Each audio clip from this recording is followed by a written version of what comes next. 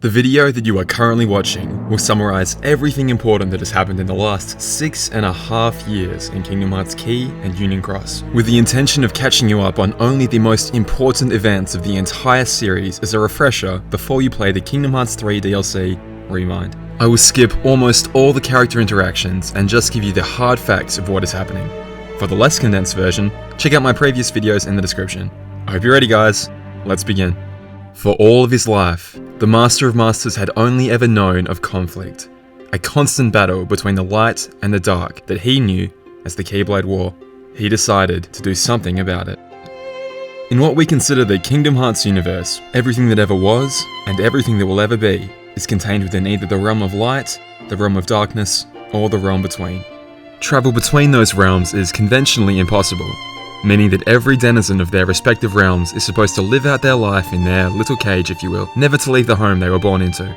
Within the realm of light stood a town called Daybreak Town, and that is where the Master of Masters began his plan.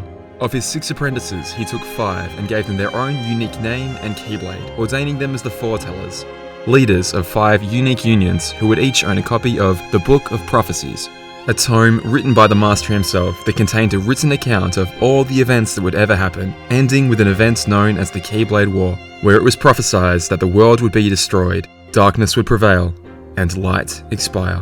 The 5 Union leaders each had a publicly known role, as well as a more secretive one that no one else could know about. On the surface, Ira would lead the group, while trying to avert the inevitable war. Aced would be his right-hand man, while always looking for an opportunity to usurp Ira. Envy would moderate the group, while reporting back any dissidents to Ira, and Gula would uncover the secrets of the Book of Prophecies, while actually analysing the lost page, a page from the book that only he and no one else held, to find out who the traitor was and eliminate them.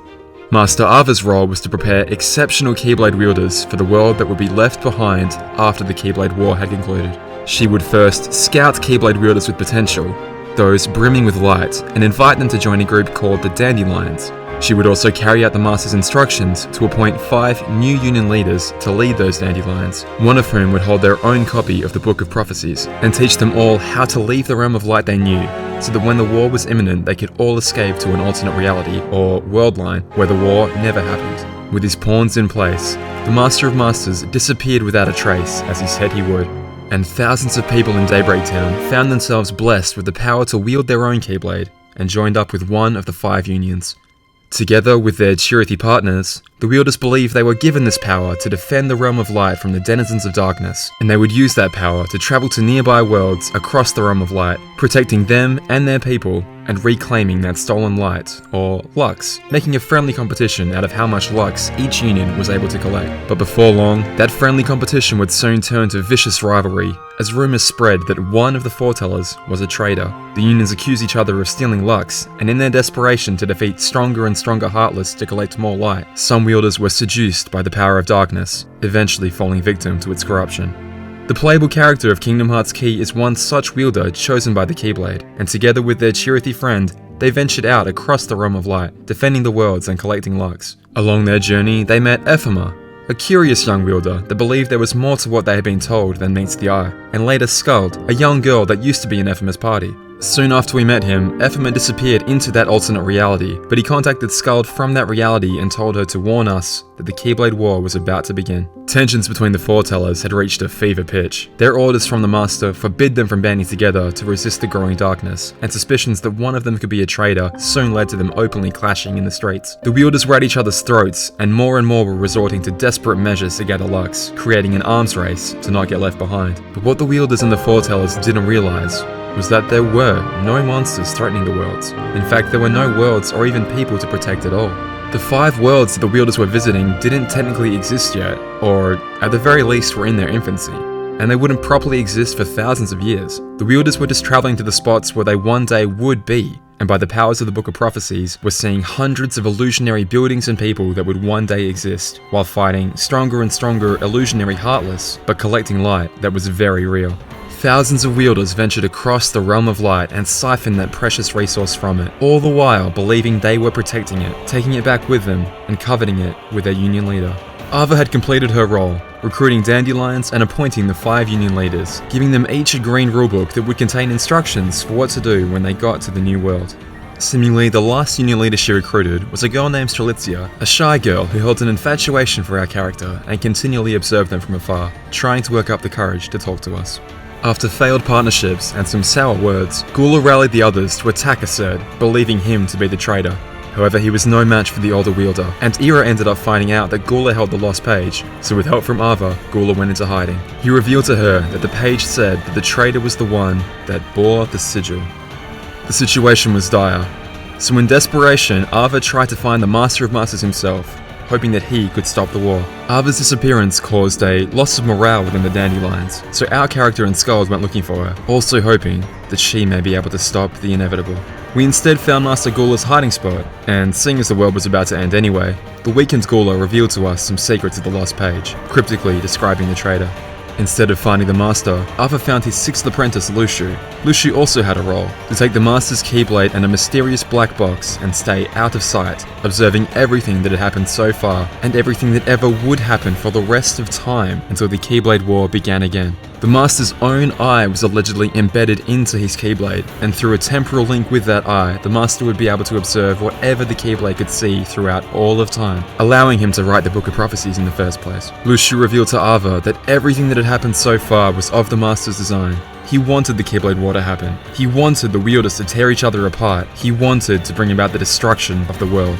Ava could not believe her master, the man she had so thoroughly trusted, the man who had given her everything, could have done this to her. She could also not believe the implication that she was the traitor, throwing her own accusations back at Lushu. She violently lashed out at him, and the clash rang all throughout Daybreak Town, ringing the clock tower bells and signaling to all far and wide that the Keyblade War had officially begun. Skald went to join the Dandelions, while our character still wasn't sure if they would join her. As soon as she left, a Chirithy that had become corrupted by darkness attacked us, claiming that it belonged to us. In its defeat, it disappeared, and alleged that it would see us again in another dream. Strelitzia was also out looking for us, trying to get us to join the Dandelions before it was too late. She entered the building that we had just come out of, and in the darkness, was fatally attacked from behind by a shadowy figure, who stole her rulebook and left her to die. The Dandelions fled to the alternate reality, as those left behind joined with their union on the final battlefield, and the clash began. Thousands of wielders fell, as our character repelled attacks from every union leader except their own, and when the dust settled, they were the last person standing in a graveyard of their fallen friends. As we were about to join our brethren, Skald and Ephema emerged in a pool of light from the alternate world, saving our life by taking us with them to the alternate reality to join the Dandelions. Lushu observed all of this with the Master's Keyblade in hand, as the wielders' hearts and all the light they had gathered pooled into the sky to meet the great Kingdom Hearts. The Realm of Light could not survive the great battle and the loss of light, and split into many thousands of pieces, with darkness flowing in to fill the gaps. Survivors of the Realm of Light would rebuild upon these pieces, forming the independent worlds seen in future Kingdom Hearts games, isolated worlds that could never cross each other again, lest the Keyblade War be repeated. Once the war had concluded, the new Union leaders met as instructed in the Keyblade Graveyard. Ephema, Skald, Ventus, Brain, and Lauriam. 5 Union leaders arrived, despite Strelitzia's assassination only days before. It's possible that none of the 5 realize it, but one of them is an imposter. The 5 Union leaders now head to what I've been so far calling the alternate reality. What no one knew was that in the same way that Ansem the Wise made a data copy of Twilight Town that was functionally identical to the real one, the Master of Masters made a data version of Daybreak Town and all the adjacent illusionary worlds, and this is where the Dandelions were sent. The wielders had all their memories of everything they had done so far absorbed by their Chirithy and their new little Dream Eater pet, effectively resetting their minds back to the day they first obtained their Keyblade. They spend the next few months reliving their adventure beat for beat, while our character has their dreams haunted by flashbacks of the war. Everything goes exactly the way it did last time, except this time the war just doesn't happen. Everyone just sort of goes, hey, why did the foretellers prepare us for a war? Yeah, no, that's kind of weird, right? Yeah, it never happened. That's kind of weird, right? Yeah, I don't know. Should we go get ice cream? Yeah, let's do that. In addition to the data copies of the 5 worlds we formerly traveled to, this time we also traveled to a data copy of the Castle of Dreams and Enchanted Dominion, homeworld of Maleficent. This data world was built as a trap. When Maleficent was defeated in Kingdom Hearts 1,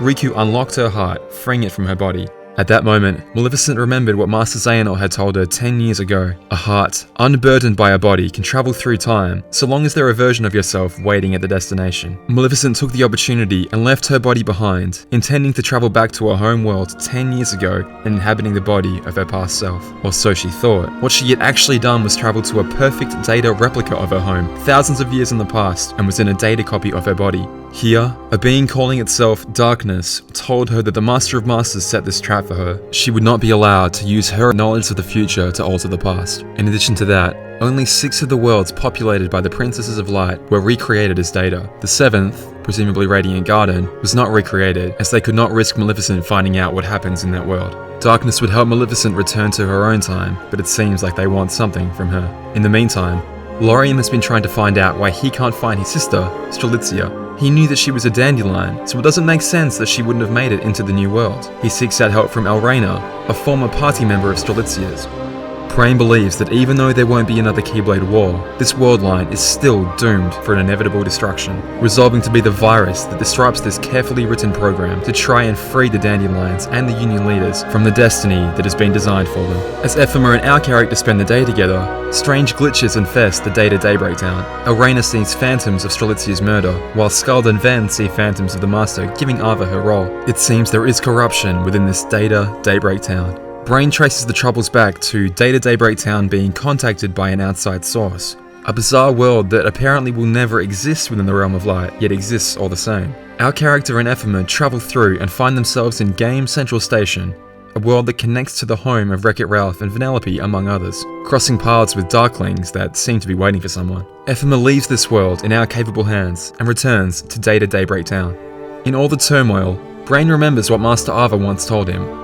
When the time is right, he should open the Book of Prophecies he was given. Brain reads and discovers that he was never meant to be given the book. Ava had gone against the Master's will and given it to him instead of one of the other 5. He also realizes that Strelitzia was meant to be among the Union leaders, finally realizing that one of the 5 is an imposter.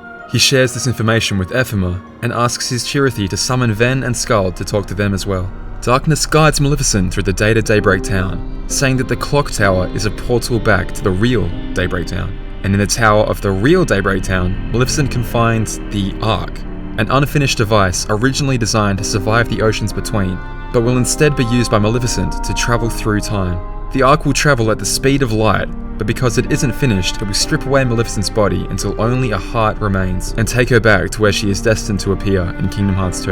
Luxu writes that the chaos wrought by this Darkness character will lead the world to yet another demise, implying that the connection to the Wreck-It Ralph world may be Darkness's doing, and that this is the destruction the Brain is trying to avoid. Amid the chaos, Luxu will sneak in and bequeath his Keyblade to one of the 5 Union leaders, before observing as they are sent to yet another world line. As he puts it, at no small cost.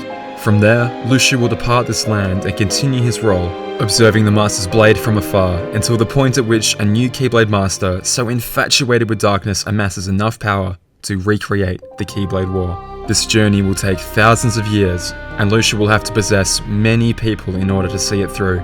But eventually that day will come, and when that Master falls, Luxu will be reunited with his Keyblade once more. He will summon the fallen Foretellers back, and from there, the Master of Masters will return from whichever world or universe he is in. Hopefully all of this turmoil will have been worth it to him. If I may now speculate for a moment, Ven, Lorien, Elraina, and presumably the original personas of Demyx and Luxord must also somehow travel forward through time to take their place in the story of the rest of the Kingdom Hearts games as we know them so far. Whether this means they will use the Ark, perhaps in its completed version, or by some other method, no one currently knows. This journey must, at the very least, have cost them their memories, perhaps their Chirithys, perhaps even their bodies. My current loose theory is that in Darkness's attempts to disrupt this new world line, and their insertion of an imposter into the mix, they have inadvertently, or intentionally, brought about this world line's demise. Perhaps this will happen because of the forcible connection to the glitchy Game Central Station. Perhaps the voyage of the Ark will accelerate things, who knows. But either way, Data Daybreak Town, and most likely the real Daybreak Town it's connected to, are in trouble. In the chaos, I believe Brain is the one that receives the Master's Blade from Luxu, and in an effort to escape the crumbling Daybreak Town, he sends as many people as he can in the Ark out of the dying world. From there, it literally travels across time and space, where Ven is one of the first to leave the Ark, either because he jumps out, because he is ejected, because the Ark's protections fail, whatever. In terms of time, he has been spat out a few years before the events by Birth by Sleep, and the amnesiac boy is found by Master Xehanort and begins training as his apprentice. Skald is spat out after the events of Birth by Sleep and lands in Radiant Garden, where Terranort, as Ansem the Wise's apprentice, finds and imprisons her, dubbing her as Subject X, where she remains until she is rescued by Luxu. Luxord, Demyx, Lauriam and Arena are presumably spat out a little bit after, to be found and recruited into Organization 13, sometimes prior to the events of Kingdom Hearts 1. And Ephema? Who knows what happened to him? Maybe he ends up back at the Keyblade graveyard in time for his spirit to help Sora near the end of Kingdom Hearts 3. Perhaps he is piloting the Ark and waits until everyone is cleared out before bailing out himself, ending up far further in the future, if he ever gets out at all. Perhaps he's even left what we understand currently as the Kingdom Hearts universe, if he's even alive at all. I think Brain and the remaining Dandelions rebuild from the flooded ruins of Daybreak Town, a town called Scala ad Kayam. Brain sits at the head of this world with the Master's Keyblade, and in time chooses a successor and begins a lineage that will one day lead to Master Ericus. Perhaps from here, Keyblade wielders that seek the worlds outside may be permitted to leave their home and travel out across the annihilated realm of light, establishing themselves across the worlds and becoming the seeds that will thousands of years later grow into the worlds we know today, making Scala the nexus from which all worlds spring, if you will, and fulfilling Kairi's grandmother's fairy tale that the light of the children helped rebuild the world. And one day, all of this conflict will be forgotten. Stories, remembered and retold only as fairy tales. Thanks again for your continued support. I intend to continue this series and summarize every bit of important information about the rest of the Kingdom Hearts series, so that everyone is completely caught up before Remind, which is now less than 3 weeks away. I cannot wait. Make sure you're subscribed if you like this sort of content. I honestly cannot wait for Remind and the last of the big 4 Union Cross story updates, which may come along and prove all my theory crafting wrong, but it's fun to speculate while we can. All the best, guys. I'd love to hear your thoughts on what's happened so far and what you want to see next. See you soon for part 2. Bye!